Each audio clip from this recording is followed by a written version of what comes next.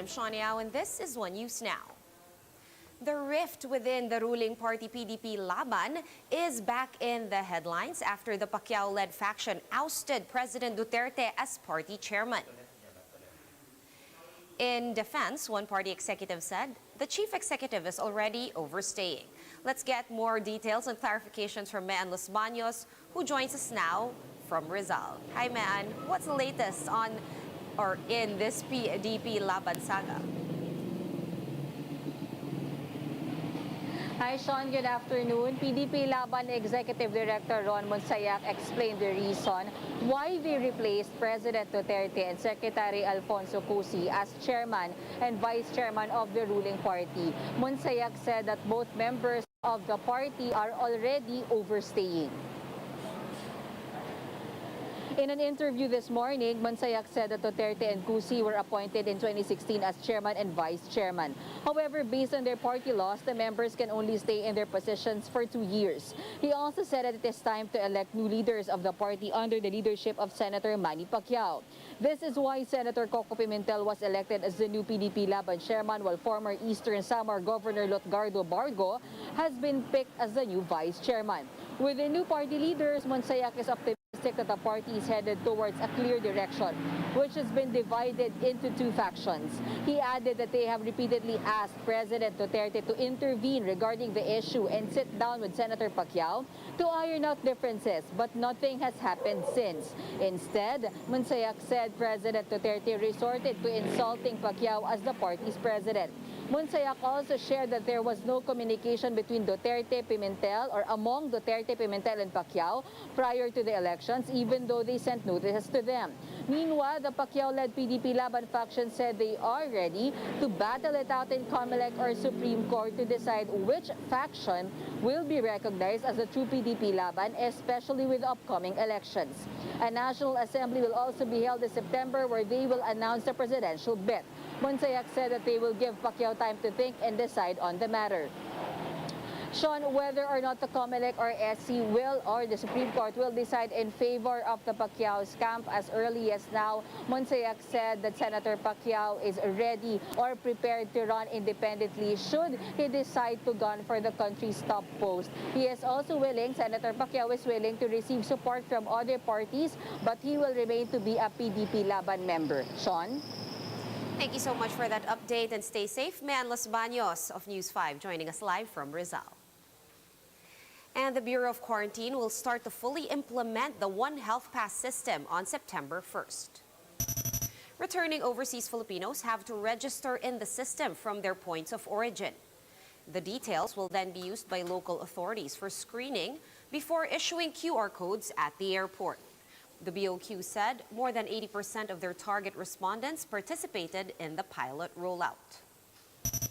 Ang purpose po talaga nito is ma-decrease po yung inconvenience ng mga kababayan nating uuwi dito. Ang One Health Pass po ay ino-automate po lahat ng proseso. Ang gusto po natin sana ay paperless na. Senate Minority Leader Frank Drilon says there appears to be gross negligence in the DBM's awarding of an 8 billion peso contract to Pharmally Pharmaceuticals. On Radyo 5's Filon, Drilon noted that the company was operating for only 6 months and only had a 625,000 peso capital in bank when they were awarded the 8 billion peso contract for the procurement of medical equipment. From zero income in 2019, the firm supposedly earned 300 million pesos in 2020. Health Secretary Francisco Duque III earlier admitted the transfer of 42 billion pesos in procurement funds to the DBM's procurement service, which was then headed by Undersecretary Lloyd Christopher Lau. Lau had also served as palace aide to Senator Bongo. Senator Drilon believes there is a chance that Lau and Pharmally may have had a, quote, influential backer to carry out the well-planned purchase of the overpriced medical equipment in a span of just 2 months. Drilon is also not convinced with Lau's excuse that he was unaware of Pharmally's background before signing the contract. Kung ikaw ay isang opisyal, nag-award ka ng kontratang 8 bilyong mahigit. Hindi mo ba titingnan kung sino ang Articles of Incorporation, kailan binuo itong korporasyon ito? Doon mo makikita na kung ang kapital ay 625,000 lamang, sang-ayon sa ating mga batas, iyan po ay hindi sufficient.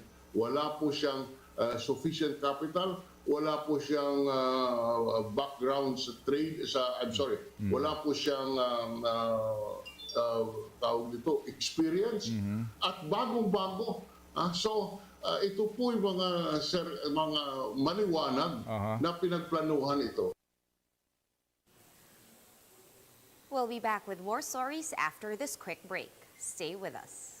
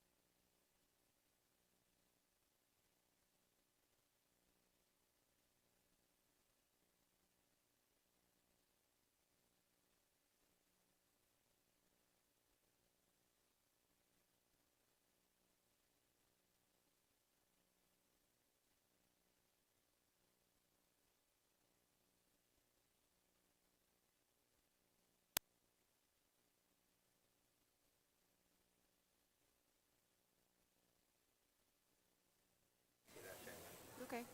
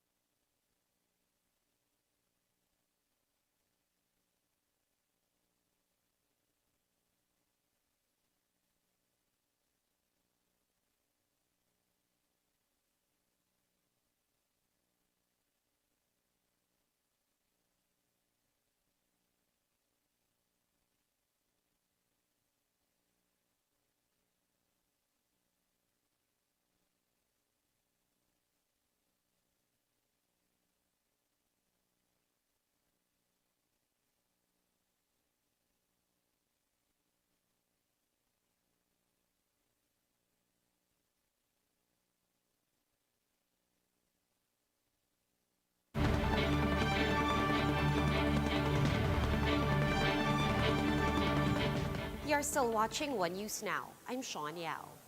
Traders and producers have opposed the plan of the Agriculture Department to import 60,000 metric tons of fish in the fourth quarter of the year. Shyla Francisco joins us live from Makati for more details. Shyla, why are the stakeholders against this move? Sean, producers and traders say that the approved volume is way more than the recommendation of stakeholders during their consultation. In a meeting with the National Fisheries and Aquatic Resources Management Council, the Bureau of Fisheries and Aquatic Resources before reported a deficiency of 45,000 metric tons in the last quarter due to the closed fishing season. The council serves as a recommendatory body to the DA and includes members from the Interior Department, fisher folk, operators, and processors. The council only recommended importing 30,000 metric tons to augment supply deficiency, since the rest can be taken from fish farmer groups and municipal fishermen. This importation covers small pelagic fish, including galunggong, mackerel, and bonito. Stakeholders said approved volume can affect the fisher folk, since the imports could depress prices even in regions that are self-sufficient. Traders and commercial fishermen also doubt that importers can fill the volume approved by the DA. They explain that selling wholesale at 88 pesos per kilo as required by the order might not be possible. This is due to the higher freight costs brought by the pandemic and source countries having fewer stocks. With this, they can only do 90 to 100 pesos per kilo. For its part, the DA said the approved volume is more than the recommendation to serve as a buffer for any worst-case scenario.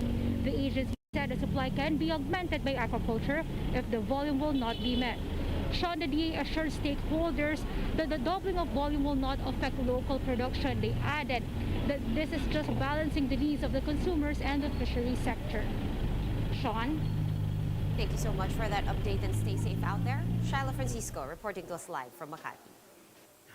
Let's take a quick look now at today's other top stories. U.S. President Joe Biden has been briefed over the rocket attack in Kabul airport on Monday. Despite the attacks, the White House said the airport operations were not interrupted.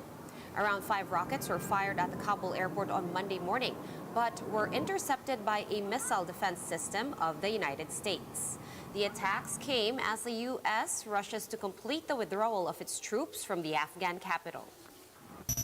The International Criminal Court, or ICC, has found that an overwhelming number of victims support its request for a probe into President Duterte's war on drugs.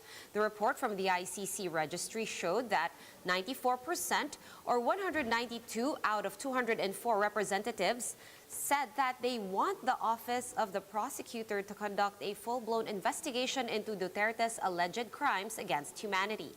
They added that a real probe by an impartial international court could bring perpetrators to justice and put an end to impunity. And in sports, swimmers Ernie Gawilan and Gary Behino failed to advance to the finals of their events in the Tokyo Paralympics. Gawilan finished 10th in the men's 100-meter backstroke S7 event after clocking in at 1 minute and 21.6 seconds. Behino landed 14th place in the men's 50-meter butterfly S6 preliminaries with a 36.14-second finish. Gawilan concluded his Paralympics campaign, but Behino will still be competing in 2 events this week, the 400-meter freestyle S6 and the 100-meter backstroke S6. For more updates, visit News 5, The Philippine Star, and Business World online. Visit our website, onenews.ph, for more in-depth analysis. You can also catch One News on the Signal Play app. Register for a free account at www.signalplay.com and stream One News live anytime, anywhere. Masks on, wash hands, and stay safe, Philippines. I'm Sean Yao. We are One News.